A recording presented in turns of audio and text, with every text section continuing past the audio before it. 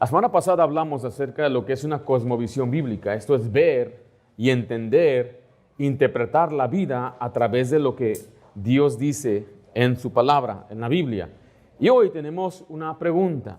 La pregunta que vamos a contestar es esta: ¿por qué un Dios bueno permite el sufrimiento? Y el énfasis de hoy es simplemente explicar por qué, qué dice la Biblia. No voy a dar el tiempo para desarrollar qué hacer durante el sufrimiento, pero sí le va a ayudar más que nada a entender desde una cosmovisión bíblica por qué. Y eso le va a cambiar su perspectiva. Ahora, hay diferentes maneras en que esta pregunta se hace. Hay quienes preguntan de esta manera: ¿por qué Dios deja que pasen cosas malas? Si Dios es bueno, ¿por qué duele tanto la vida? ¿Por qué Dios no detiene el sufrimiento? ¿Cómo puede un Dios justo permitir el dolor? ¿Dónde está Dios cuando sufrimos? ¿Por qué Dios no siempre quita el dolor a los que aman? Ahora, mira, la suposición de esta frase o de esta pregunta es lo siguiente. Ellos suponen al hacer esta pregunta que si Dios es bueno y poderoso, entonces debería eliminar todo dolor inmediatamente. Si no lo hace, entonces no es bueno, no es justo y no le importa. Esta suposición mide la bondad de Dios por la ausencia del sufrimiento y no por su carácter, no por sus propósitos y no por su obra redentora. Ahora, esta suposición no es nueva, ha existido por siglos y nace de una expectativa falsa, que un Dios bueno debe garantizar una vida cómoda. Pero la Biblia nunca presenta esa definición de bondad. Desde Job hasta los apóstoles, Dios deja claro que el sufrimiento es una realidad universal, no es una señal del abandono divino. Job declara que el hombre es corto de días y hastiado y sin sabores. No dice algunos hombres, dice todos los hombres en general. Y medir la bondad de Dios por la ausencia del dolor es ignorar la realidad del pecado, la fragilidad humana y el propósito que Dios tiene. El sufrimiento es parte de la vida del ser humano por diseño y propósito, y no tenemos que ignorar tampoco el pecado.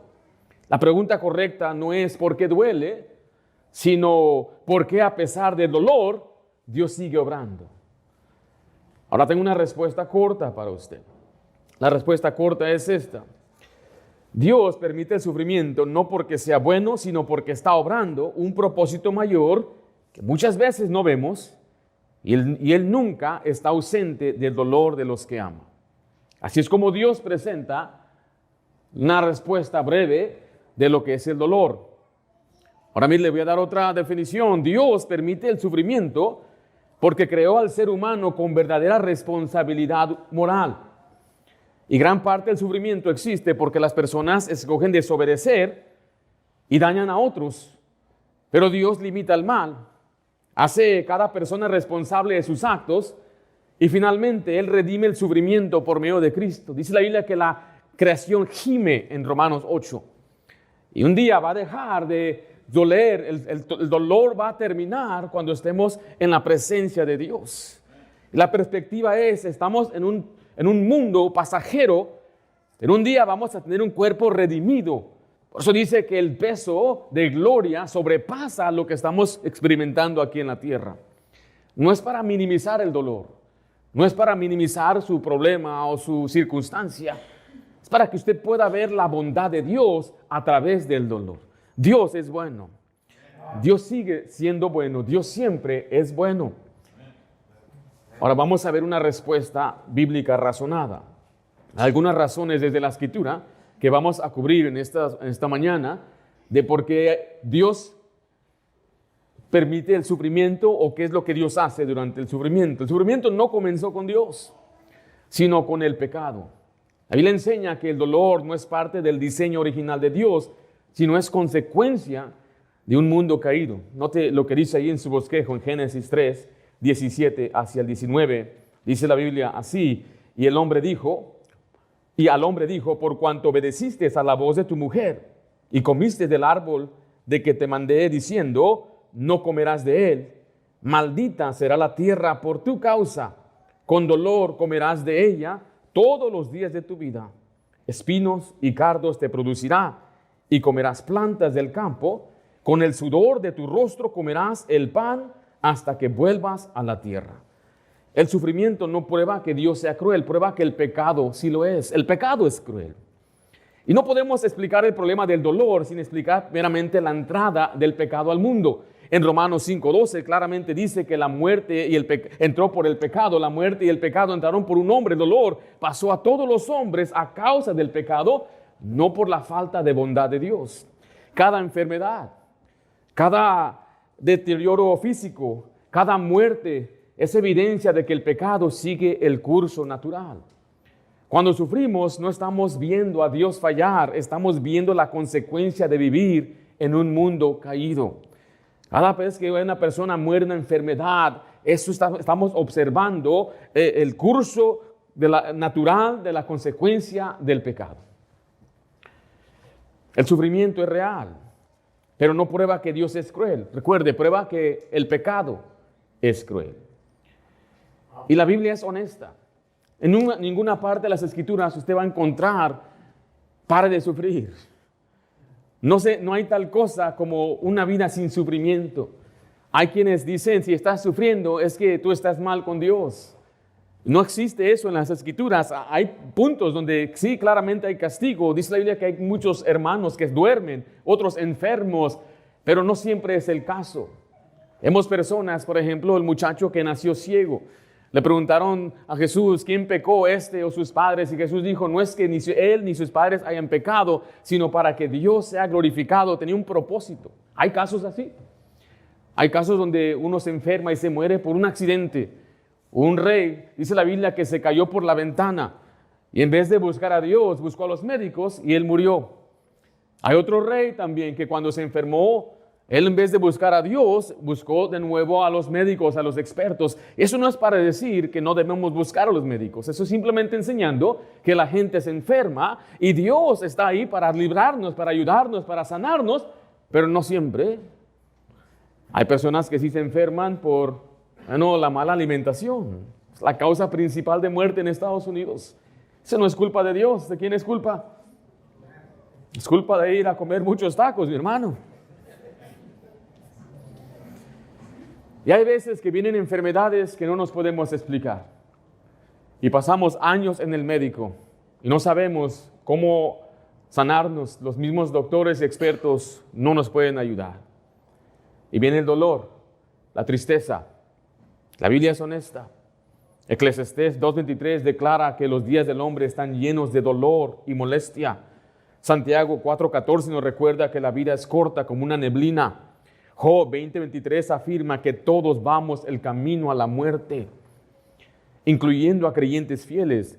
Pablo enfrentó enfermedades. Epafrodito estuvo al borde de la muerte. Dorcas, una discípula piadosa, se enfermó y se murió. La Biblia nunca enseña que la fe elimina el sufrimiento, enseña que la fe nos enseña a enfrentarlo correctamente. Y Dios no siempre explica el por qué. Muchas veces no nos dice por qué hay enfermedades, pero siempre dice para qué. Dios no promete ausencia de dolor, pero sí propósito en medio del dolor. Note cómo Pablo lo expresa en Romanos 8:28. Dice así, y sabemos que los que aman a Dios, todas las cosas le ayudan a bien. Esto es, a los que conforme, note, a su propósito, son llamados. Dios no promete explicarnos cada causa, pero sí nos revela el resultado. Romanos 8:28 no dice que todo sea bueno, sino que Dios obra bien aún a través de lo que duele. Job nunca recibió una explicación completa, pero dice que él vio, Santiago 5 dice que él vio el fin del Señor, que es bondadoso, es bueno. Imagínense, este hombre que perdió a sus 10 hijos, perdió toda su ganancia, perdió todo su ganado, la reputación. La gente lo veía y lo despreciaba, dice los jóvenes, y se lo veían y se burlaban de él, todo perdió. Y él nunca recibió una explicación. Pero al final él pudo mirar a Dios y decir, Dios es bueno, Dios es bondadoso. El problema no es que Dios guarde silencio, el problema es que el ser humano quiere juzgar a Dios desde su dolor. Estaba una vez evangelizando y toqué la puerta, estaba abierta la puerta, pero aún toqué el marco y ahí al final aparece un hombre y el hombre tenía un parche en su ojo. Tenía una bolsa colgando de su lado. Y cuando él nos vio, nos empezó a maldecir: ustedes cristianos hipócritas, no me conoce, no sabe quién soy, ni siquiera de qué iglesia me estoy presentando. Y me empezó a decir: si ustedes quieren ayudar a la gente, mira, ayúdame, dame dinero. Y la gente no comprende que la bondad de Dios no es eliminar el dolor, es ayudarnos a través del dolor. Aquel hombre que estaba sentado en la puerta hermosa extendió su mano porque él quería plata. Pedro le dijo: no tengo oro ni plata, pero lo que tengo te doy. Ahí vimos un milagro. Y el milagro fue que él se levantó. Nosotros creemos en milagros, sabemos que Dios obra. Dentro de nuestra iglesia hemos visto, observado milagros. Estamos sufriendo, pasando por tiempos difíciles y Dios obra, Dios libra de muerte. En nuestra iglesia hemos visto cómo Dios cierra hoyos en el corazón, cómo levanta a gente de la cama ya de muerte. Aquí está sentado un hermano aquí que el doctor nos dijo a mí: tiene un porcentaje para vivir. Hermano, eso me dolió mucho. Y ahí nos pusimos a orar y a orar. Y finalmente decían: vamos a hacer una cirugía más, ¿le entramos o no le entramos? Y por fe, aquí está el hermano aquí. Porque Dios obra. Y créame que ese sufrimiento, cuando lo ve de la perspectiva de Dios, usted sale más agradecido con Dios. Usted se da cuenta que Dios tiene un propósito. La Biblia no presenta a un Dios indiferente, sino a un Dios cercano. Note lo que dice Salmo 34, 19. Dice: muchas son las aflicciones del justo, pero de todas ellas, ¿qué dice ahí? Le librará Jehová. Dios está presente en el sufrimiento. Vaya en su Biblia a 2 Corintios capítulo 1, por favor. La Biblia corrige dos extremos peligrosos. Hay dos extremos muy peligrosos. Y esto es: primero es que todo sufrimiento es castigo. Y el otro extremo es pensar que Dios no tiene ningún propósito en el sufrimiento. En Juan 9:3 aclara que no toda enfermedad es producto del pecado personal, como le mencioné. En Juan 11:4 muestra que Dios puede permitir enfermedad para su gloria. Cuando murió el hermano de Marta, Lázaro, y Dios se manifestó en la resurrección de él, pero permitió que enfermara y muriera. En Hebreos 2 enseña que cuando hay disciplina es por amor, no por destrucción. Pablo es un ejemplo de ello. Él recibió, dice la Biblia, un aguijón en su carne, una enfermedad. Y lo dice la Biblia que era un mensajero de Satanás que lo abofeteaba. Y todo esto él le explica, es para que él pueda confiar en Dios y aprender humildad. Muchas veces las enfermedades vienen para enseñarnos dependencia de Dios. Y Dios no le sanó, Dios no le ayudó. Tenía una enfermedad crónica de toda la vida, no sabemos cuál era. Algunos piensan que eran las manos en sus dedos o en sus huesos, otros creen que eran sus ojos. Hay algunos signos o detalles en la Biblia que explica que quizás eran sus ojos, pero lo que sí sabemos es que Dios le dijo: bástate mi gracia. O sea, no lo abandonó, estuvo con él a través del dolor y le enseñó. Y eso no es nada fácil decir. Yo no soy Dios, y no, créame, yo no lo estoy diciendo desde un punto de falta de amor, simplemente de autoridad escritural. Tenemos que entender que a veces Dios no nos da una respuesta, pero Él nunca nos deja, siempre está presente. En Corintios 1:3 dice así la Biblia: bendito sea el Dios y Padre de nuestro Señor Jesucristo, Padre de misericordias y Dios de toda, ¿qué dice ahí? Consolación. Note el 4, el cual nos consuela. ¿En qué cosa? En todas nuestras tribulaciones. Dios es un Dios consolador. Él consuela, viene a nuestro lado para apaciguar o calmar el dolor que tenemos en nuestro corazón, para darnos la paz que sobrepasa todo entendimiento. Y Cristo es la prueba final de que Dios no ignora el dolor. Cristo vino a morir por nosotros para darnos vida eterna. Y esa vida eterna va a ser en la presencia de Dios con un cuerpo redimido. Dice la Biblia que Él va a enjugar toda lágrima. No habrá más tristeza, ni más llanto, ni más dolor cuando estemos en la presencia de Dios. Pero mire, parte del sufrimiento involucra al diablo. El libro de Job demuestra algo crucial. Satanás sí tiene participación en el sufrimiento, pero nunca tiene autoridad absoluta. Satanás causó la ruina económica de Job. Satanás causó la muerte de sus hijos. y Satanás hirió su cuerpo. Pero en cada caso Dios establece los límites. Eso nos enseña que el sufrimiento no es caos sin control, es una realidad bajo la soberanía permisiva de Dios. Ahora mire, le voy a explicar algo muy sencillo. Cuando vemos el sufrimiento, mencioné al inicio que Dios ha dado responsabilidad moral. No voy a ir en detalles, pero aquí la manera en que yo explico que el hombre elige es con responsabilidad moral, no con libre albedrío. Libre albedrío es una palabra filosófica extra bíblica donde enseña que el hombre es libre de hacer lo que él quiere y no le da cuentas a nadie. Todos estamos bajo la autoridad de Dios, absolutamente todos. Cada ser creado le rinde cuentas a Dios. Pero Dios nos dio responsabilidad moral. Cuando Él nos da un mandato, un imperativo, algo que hagamos, Dios le dio la responsabilidad moral al hombre, obedecer o desobedecer. Y todos vamos a dar cuentas. Algo que Dios nos manda a nosotros es amar al prójimo. Así se cumple la ley de Dios. Porque no robarás, no matarás. Se resume en un solo mandamiento. Amarás a tu prójimo como a ti mismo. En otras palabras, si usted no ama a su prójimo, ¿qué va a hacer? Le va a robar, le va a codiciar a su cosa, su mujer. Y es por eso que hay adulterios, hay pecado. Cuando uno no ama al prójimo es donde le miente, le defrauda. Es cuando aún le puede hasta quitar la vida, porque Dios dio responsabilidad moral.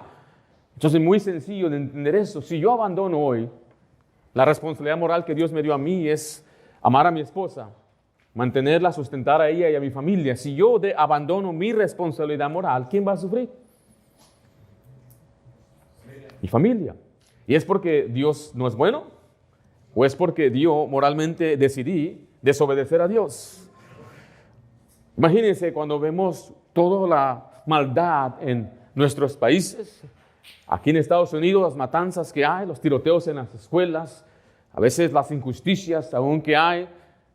No es que Dios no sea bueno, sino que el pecado, y a causa del diablo muchas veces, por influenciar a esta gente, moralmente ellos deciden no amar al prójimo. Y esa es la causa principal. Si no hay Cristo en sus vidas, no pueden amar. Si no hay una presencia divina en sus vidas, ¿cómo van a poder cumplir? Y es otra pregunta que vamos a contestar. ¿Puede haber moralidad sin Dios? La respuesta corta es no, no puede. Un país que abandona a Dios, entonces no puede vivir bajo la justicia divina de Dios. Entonces el diablo sabe esto y influye, ataca, él mueve corazones para poder causar daño a otro. Y no es que Dios no sea bueno, es que el pecado, el sufrimiento siempre en gran parte involucra al diablo. Ahora, Dios no respondió al sufrimiento con una explicación, sino con una persona. Y esa es la bendición del Evangelio. Isaías 53, nota ahí en su bosquejo, del versículo 3 al 5, dice: despreciado y desechado entre los hombres, varón de dolores, experimentado en quebranto, y como que escondimos de él el rostro, fue menospreciado y no lo estimamos. Ciertamente llevó él nuestras enfermedades y sufrió nuestros dolores. Y vosotros le tuvimos por azotado, por herido de Dios y abatido. Mas él herido fue por nuestras rebeliones, molido por nuestros pecados. El castigo de nuestra paz fue sobre él, y por su llaga fuimos curados. Note que Dios no se mantuvo lejos del dolor humano, entró a través de Jesucristo.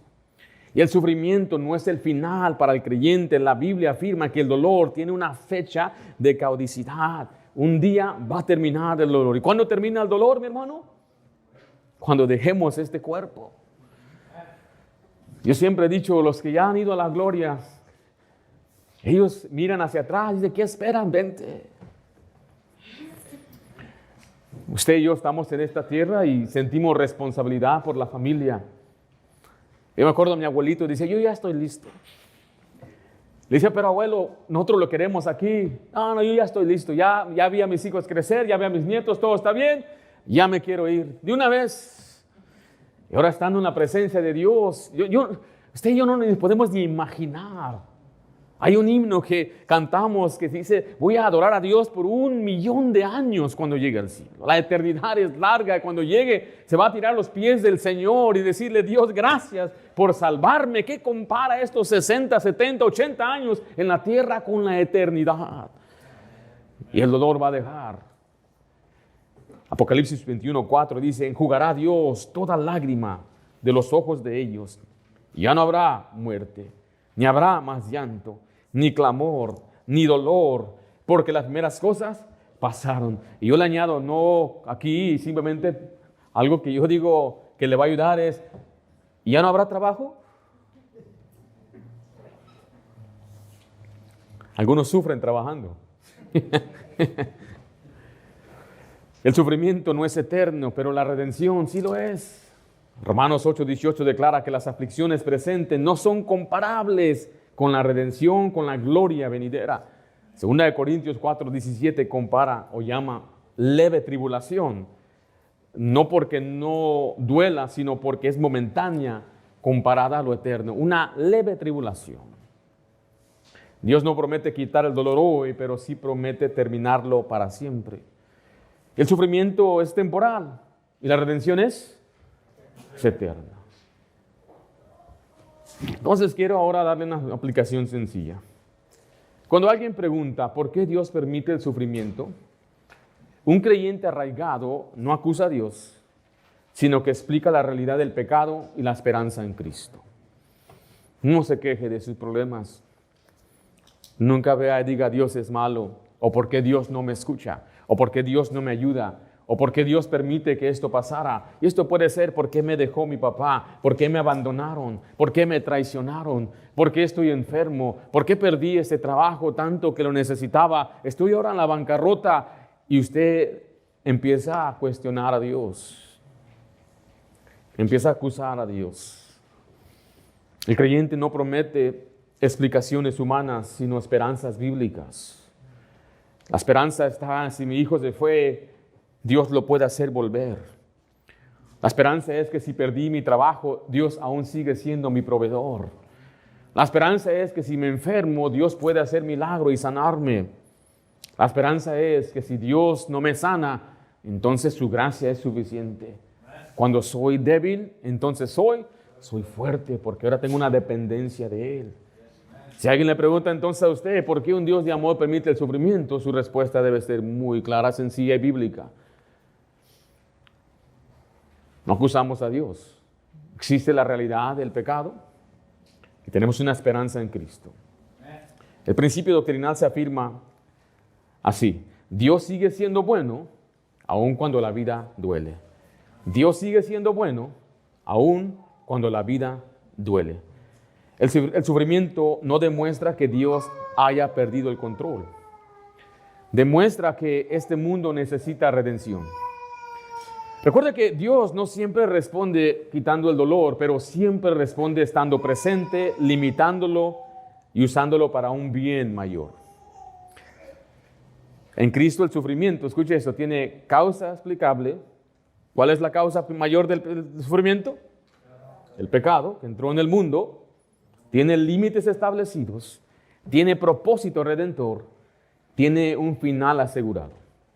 Y un creyente que está arraigado en Cristo confía en el carácter de Dios, aun cuando no entiende sus caminos, porque sabe que Dios es bueno, fiel y presente en medio del dolor. Así que miren, un cristiano arraigado no acusa a Dios, sino que explica la realidad del pecado y la esperanza de Cristo. El sufrimiento no demuestra la ausencia de Dios, sino la necesidad de redención, o sea, de ser salvos. Dios no siempre quita el dolor inmediatamente, pero nunca lo abandona. En Cristo el dolor tiene propósito, el sufrimiento tiene límite y la esperanza es segura. Si usted está pasando por tiempos difíciles presentemente, esto es lo más importante. No es qué hacer ahorita, es por qué. Entienda por qué. Entienda que vivimos en un mundo caído. Nosotros, como todos, hemos tenido pérdidas, sufrimiento. Pero cuando usted está arraigado, usted no acusa a Dios, sino que usted le da gracias a Dios por las pruebas. Nada más quiero compartirle un versículo en Santiago capítulo 1.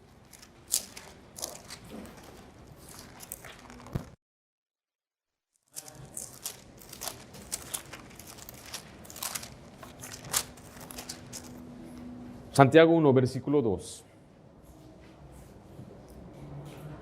Y esto es para los creyentes porque empieza con ¿cuál palabra? Hermanos míos, tened por sumo gozo cuando os halléis en diversidad, sabiendo que la prueba de vuestra fe, ¿qué produce? Paciencia. Mas tenga la paciencia su obra completa, para que seáis, note, perfectos y cabales, sin que os falte cosa alguna. Si alguno de vosotros tiene falta de sabiduría, pídala a Dios, el cual da a todos abundantemente y sin reproche, y le será dada. Ese es el lado práctico del cristiano. Cuando se encuentre con tribulaciones y problemas, ¿cuál debería ser su actitud? Gozo, pero ahora entendemos por qué. Recuerde, el caso principal ya dije la respuesta, el caso principal del sufrimiento es ¿qué? El pecado. Dice, pastor, ¿y mis malas decisiones? Bueno, es obvio, hay sufrimiento por sus malas decisiones. He enseñado a una muchacha que moralmente elige acostarse con un muchacho, se embaraza, ella tiene que ahora que lidiar con esa vida de un hombre que no quiere ser parte de la vida de ella ni de su hijo. ¿Que Dios es malo? No, ahí no estamos viendo el maldad, es el pecado otra vez, regresa todo al pecado. El pecado es cruel, Dios no es cruel, y aún así Dios es bueno. Dios ayuda a la madre, ayuda al niño, hay una iglesia que ama y seguimos tratando de hacer lo mejor, en ayudarle. Dios siempre es bueno, pero el pecado es cruel. Pero este pasaje enseña claramente entonces sumo gozo, mi hermano, sumo gozo. ¿Qué es sumo gozo? Gozo, si usted sale y llega a su casa, encuentra un billete de 100, ¿cuál es su reacción? ¿Se goza? ¿O no? No diga que no. Pero si encuentra $1,000, el gozo sube. Y si de repente hay una herencia de una tía Pepa por ahí que le manda unos $10,000, mira, hasta saltan, gloria a Dios. Así, sumo gozo. En las pruebas, es que usted ya entiende que las pruebas son un taller. ¿Para qué? Dice la Biblia, para ayudarnos a ser pacientes. Produce paciencia. ¿Qué es eso? Es aguante para que siga adelante. Este aguante es espiritual. Este aguante no es como aguanta físicamente, no, es emocional y espiritual. Pero dice que produce esta paciencia, su obra completa, para que seas perfectos. Es la perfección, la madurez. Las pruebas nos hacen maduros. Dicen algunos, pastor, yo quiero crecer espiritualmente. Y Dios dice, aquí está la prueba. No puede crecer sin pruebas. No puede mejorar sin oposición. No va a usted ser un mejor cristiano si no sufre. El sufrimiento es el taller de Dios. Job dijo, saldré puro como el oro. Él va a mejorar. Mejoramos en medio de las pruebas. Produce entonces nosotros perfección espiritual, pero para que seamos cabales y que no tengamos necesidad de algo para hacer la obra de Dios.